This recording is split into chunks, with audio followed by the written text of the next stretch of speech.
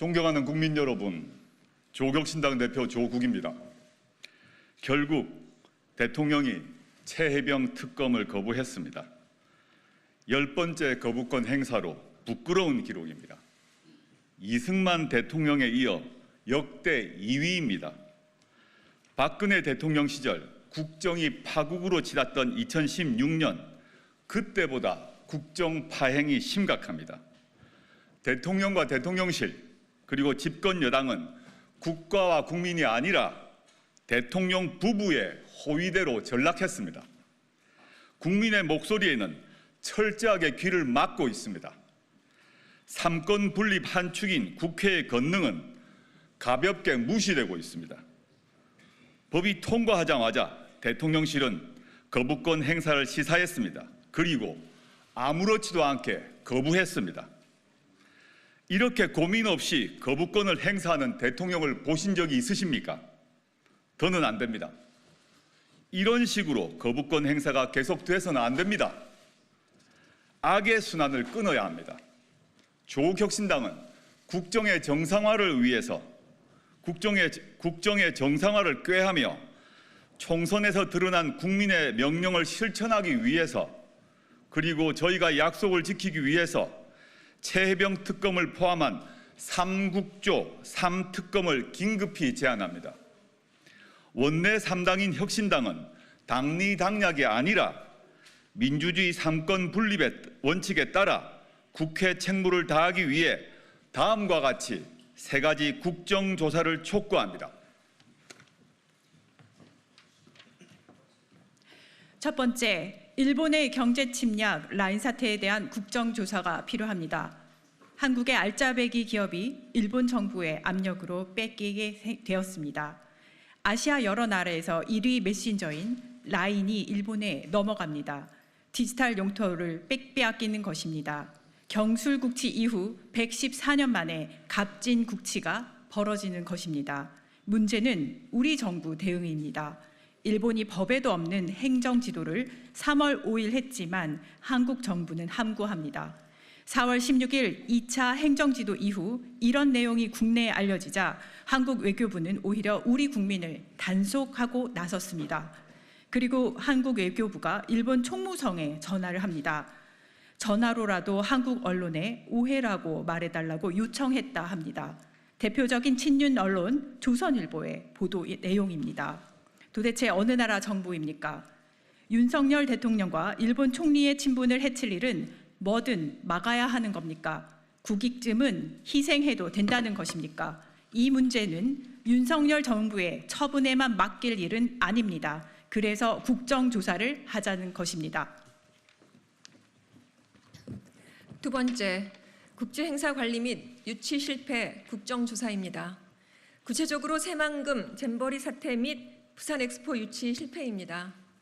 막대한 예산이 투입되었습니다.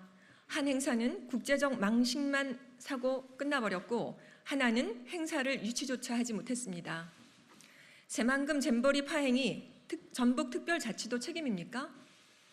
부산 엑스포 유치 실패도 부산 책임입니까? 새만금 대회에 대한 세계 스카우트 연맹의 원인 분석 보고서가 나왔습니다. 한국 정부 책임을 적시해 놓았습니다. 전북특별자치도가 국정조사를 요구했는데 정부는 감사원 감사로 떠넘깁니다. 감사원은 감사 8개월이 지났지만 오리무중입니다. 부산 엑스포 유치 실패 책임을 지는 곳은 또 어디입니까? 5,500억 원이라는 천문학적인 국가 예산을 낭비했습니다. 대통령 부부의 수차례 순방, K컬처 동원, 언론 홍보를 위한 예산 집행 등 혈세가 들었습니다. 박빙이라고 여론을 호도했습니다. 결과는 29대 119 참패였습니다. 승패만을 문제 삼는 게 아닙니다. 왜 졌는지도 모르는 무능입니다. 한국 외교는 빈 껍데기라고 하는 국제사회 평가만 남겼습니다. 부산 시민 가슴에는 실패라고 하는 자괴감만 가득합니다. 아무도 책임지지 않았습니다. 부산은 다시 재도전을 검토 중입니다. 그러면 유치할 수 있습니까?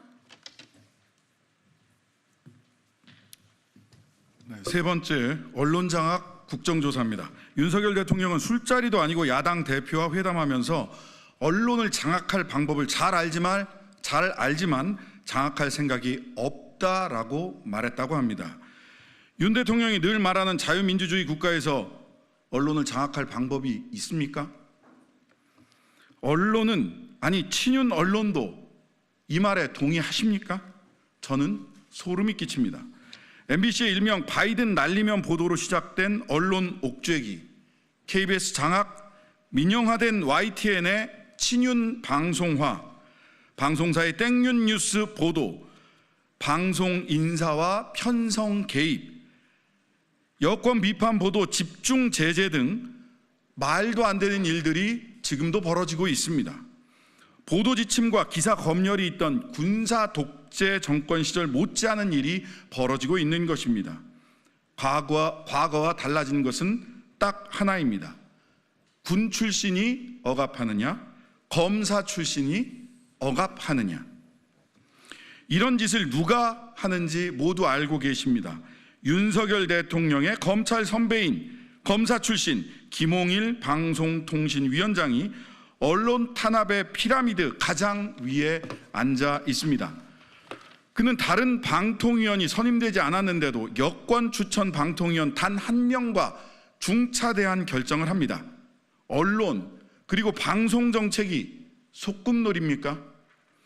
친윤 방송인 극우 유튜버 몇 명을 방통위와 방송사 주요 보직에 잠깐 앉힌다고 언론 입틀막을 할 수 있을 것이라는 착각을 하는 듯합니다. 대한민국의 방송, 언론, 시청자와 독자, 더 나아가 우리 국민은 박정희, 전두환 독재 시절도 버텨낸 사람들입니다. 언론사 통폐합, 대규모 회직, 정간, 폐간에도 우리는 언론 자유를 지켜냈습니다. 국정조사를 통해 누가 언론을 장악하려고 했는지, 그리고 누가 수족이 되어서 일했는지 명명백백하게 드러내야 합니다.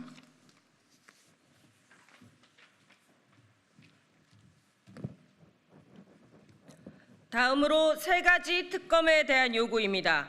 첫 번째, 22대 국회 개원 즉시 최혜병 특검법 처리를 제안합니다. 최혜병 사망과 이후 수사 과정에서 벌어진 일은 윤 대통령 본인이 직접 연루된 의혹이 있는 국기문란 사건입니다. 군 내부의 안전관리 및 사고 수습에서의 적절한 대응 여부, 외압 의혹에 대해 진상을 명확히 밝혀야 합니다. 군과 정부의 책임에 대한 국민의 질문에 답해야 합니다. 왜 지금 특검으로 해야 하느냐? 시급합니다. 수사에서 가장 중요한 통신기록 보존 연한이 얼마 안 남았습니다. 그리고 독립성과 공정성이 중요합니다. 대통령을 두려워하지 않을 특별검사가 수사해야 합니다. 두 번째, 김건희 종합특검입니다. 도이치모터스 주가 조작, 양평 고속도로 변경 의혹, 명품백 수수 등에 관한 조속한 특검 수사가 이루어져야 합니다. 역대 대통령 중 가족 관련 특검을 거부한 것은 윤 대통령이 처음입니다. 대통령직은 셀프 면죄부를 위한 자리가 아닙니다. 윤 대통령이 그토록 외치던 헌법 정신은 도대체 무엇입니까? 특검을 왜 거부합니까? 죄졌으니까 거부하는 것입니다. 윤 대통령은 친윤 검사들도 못 믿어 찐윤 검사들로 김건희 씨 방탄 인사를 단행했습니다. 작년 2월 도이치모터스 주가 조작 공범들의 1심 선고가 있었음에도 철저히 손 놓고 있었던 검찰이 도리어 처근해 보일 정도였습니다. 살관수, 즉 살아있는 검찰 권력 수사가 검찰의 존재 이유인 양 목 놓아 외치던 검사들은 모두 어디로 갔습니까? 왜 다들 쥐 죽은 듯 조용히 있습니까? 국민은 이런 검찰을 더 이상 신뢰하지 않습니다. 특검만이 답입니다.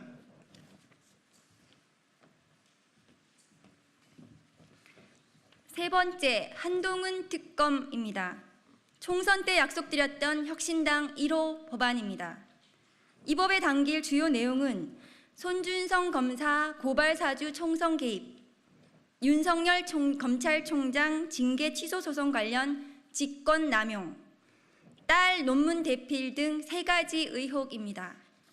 특히 한동훈 딸 사건의 경우 해당 기관이 심사 규정을 회신하지 않았다는 이유로 불송치되었습니다.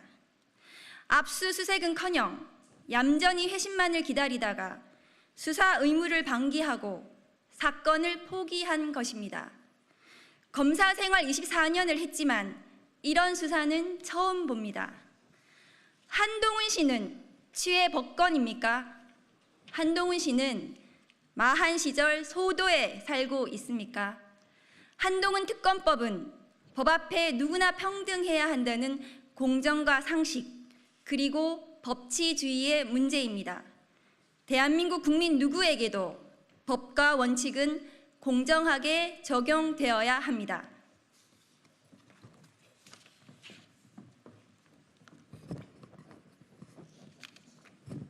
오늘 제안하는 특검, 3특검, 3국조는 저희 혁신당만의 주장이 아닙니다. 야당에서 널리 공감대가 형성된 사안입니다. 시민사회가 강력하게 요구하는 것들입니다.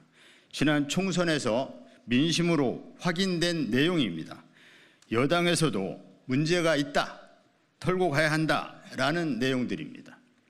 이를 누가 반대할까요? 윤석열 대통령이 일찍이 말한 바 있습니다. 특검을 거부하는 자가 범인이다.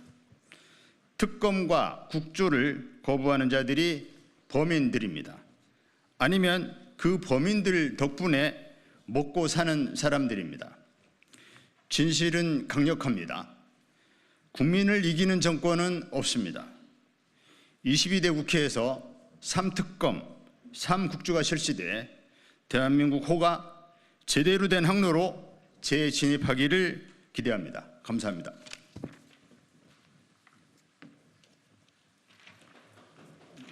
백브리핑